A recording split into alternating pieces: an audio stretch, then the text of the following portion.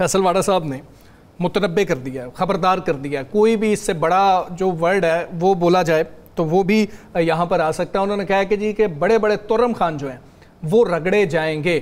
یہ کن کا ذکر کر رہے ہیں، کن کو وہ کہہ رہے ہیں، کن کو متنبع کر رہے ہیں، اور انہوں نے کہا وہ لوگ ان کو پتہ ہے، یہ کن لوگوں کو پتہ ہے کہ جن کی وہ بات کرتے ہیں۔ بسم اللہ الرحمن الرحیم، الصلاۃ والسلام علیک یا سیدی یا رسول اللہ، الصلاۃ والسلام علیک یا سیدی یا حبیب اللہ، تاجدار ختم نبوت، زندہ آباد زندہ آباد۔ آپ نے نا پورا اگر ٹویٹ یہ سامنے تو آ رہا ہے، لیکن میں اس کی 2-3 چیزیں پڑھنا چاہتا ہوں آپ پلیز۔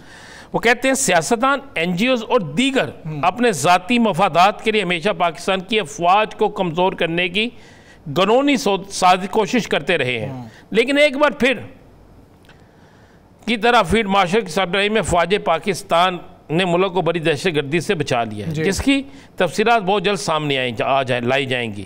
تمام منافق سیاستدان، میں ترم خان، یہ بڑے بڑے جو خان جو بھی کہہ رہے اس کو سائڈ پہ کر، وہ لفظ ایک لکھ رہے ہیں، تمام منافق سیاستدان اور دیگر اپنی سمت درست کرنے، ورنہ پاکستان کی ترقی کا جو تسلسل ہے وہ جاری ہے، اس میں رکاوٹ پیدا کرنے والے بڑے بڑے ترک خان رگڑ دیے جائیں گے۔ اچھا، اب یہ ہے ایک تو بڑا کلیئر ہے، انہوں نے کہا منافق سیاستدان، دشمن تو دشمن ہوتا ہے، اس کو آپ نہ منافق کہہ سکتے ہیں نہ اس کو اس کے حوالے سے کوئی اور بات کر سکتے ہیں، جو اپوزٹ جگہ پہ اس کا مطلب ہے یہ ساری گفتگو میں پی ٹی آئی کا ہی نہیں ہے۔ اچھا، اس ساری گفتگو میں، کیونکہ فیصل واڈا کی آج تک کے جتنے ٹویٹ آپ دیکھیں گے اس میں وہ پی ٹی آئی کو ڈائریکٹ نام لیتے ہیں، اس میں انہوں نے کہا رگڑے جائیں گے، عمران خان تو جیل میں ہے، باقی لوگ بھی جیل میں ہیں۔ اب یہ بات ہوئی ہے ان لوگوں کے ساتھ جو سیاسی منافقت کر رہے ہیں۔ سیاسی منافقت کون کر رہے ہیں؟ جو ان کا حصہ ہے۔ اچھا، حکومت کے لوگ۔ دیکھیں اگر تو نہیں ہے تو منافق لفظ جو ہے نا، سیاسی منافق لفظ آپ دیکھ لیں نا، سیاسی منافق ایک لفظ استعمال کیا گیا ہے۔ اب سیاسی منافق جو ہے وہ ہوگا جو سرد ہوگا، جو آپ کا دشمن ہے، جس کو آپ نے دشمن کی صف میں یا آپ کے مخالف کی صف میں شامل کر لیا، منافق ہم یہ دشمن نہیں کہتے، مخالف کی صف میں شامل کر لیا، وہ منافقت آپ سے نہیں کر سکتا، وہ آپ کا مخالف ہے۔ ایسے ہی ہے، آپ نے اس کو رگڑا لگا دیا، جیل میں پھینک دیا، آپ نے ان کے لوگ توڑ لیے، سارا کچھ کر لیا، اوکے ہو گیا فیصل واڈا صاحب، یہ وہ تو ہو گیا اب سائٹ پہ۔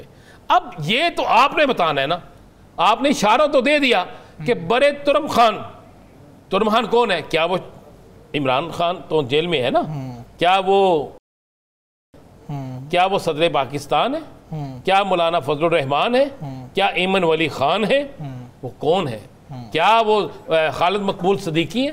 مطلب کسی کا نام تو ہونا چاہیے نا، کہ ان میں سے کون ہے کہ جس کا آپ ذکر کر رہے ہیں، اور کون سا ہے جو آپ کے ساتھ سیاسی منافقت کر رہے ہیں؟ وہ آپ کا ساتھ دینے والا ہی منافقت کر سکتا ہے نا۔ پھر میں کہہ رہا ہوں یہاں تو ہو کہ وہ شخص بالکل آپ سے علیحدہ ہو، وہ شخص جو ہے اس کا کوئی کسی قسم کا آپ سے تعلق نہ ہو، یہاں تو ہو کہ اس کا کسی قسم کی آپ سے کوئی چیز نہ ہو، پھر تو یہ بات سمجھ میں آتی ہے۔ لیکن جب سیاسی منافق کہتے ہیں تو ذہن میں رکھیے گا۔ اچھا، میں خبر آپ کو دے دوں، لوگوں کو ایک تفریحی مقام پر ہونے والی میٹنگ کا بھی پتہ ہے، جس میں 27ویں آئینی ترمیم کے حوالے سے فیصلہ کیا گیا کہ نہیں آنی چاہیے۔ اچھا، جس کی ایک زندہ مثال آج کا اسحاق ڈار صاحب کا بیان ہے کہ آج انہوں نے بیان دیا ہے، وہاں پہ پوچھا گیا، انہوں نے کہا ابھی تو ہم 26ویں آئینی ترمیم کی اس سے نہیں نکلے، آفٹر شاک سے نکلے، آپ 27ویں آئینی ترمیم کی بات کر رہے ہیں۔ یہ آج کی بات ہے نا اسحاق ڈار صاحب کی، یہ کوئی 20 دن 25 دن 30 دن پہلے کی تو بات ہی نہیں ہے۔ تو اس کا مطلب کیا ہے؟ اس کا مطلب ہے کہ نون لیگ 27ویں آئینی ترمیم کا بوجھ نہیں اٹھانا چاہتی۔ اچھا، پیپلز پارٹی جس کے کریڈٹ میں ایک چیز ہے کہ جناب ہم نے صوبوں کو بہت کچھ دیا، اب وہ بھی اس کا بوجھ نہیں اٹھانا چاہتے۔ اب یہ جو فکرہ استعمال کیا ہے ٹویٹ، کیونکہ فیصل واڈا صاحب کا ٹویٹ بڑی اہمیت رکھتا ہے، اب ان کا جو ٹویٹ ہے اس میں جو فکرہ آیا ہے تو اس کو اگر اس لحاظ سے دیکھیں تو بڑا کلیئر ہے کہ پھر اپنے ہی گراتے ہیں نشیمن پہ بجلیاں۔ تو یہ پھر ثاقب بشیر صاحب کو پتا ہوگا، یہ اپنوں کے اقتدار کے قریب تر ہے۔ جی ثاقب صاحب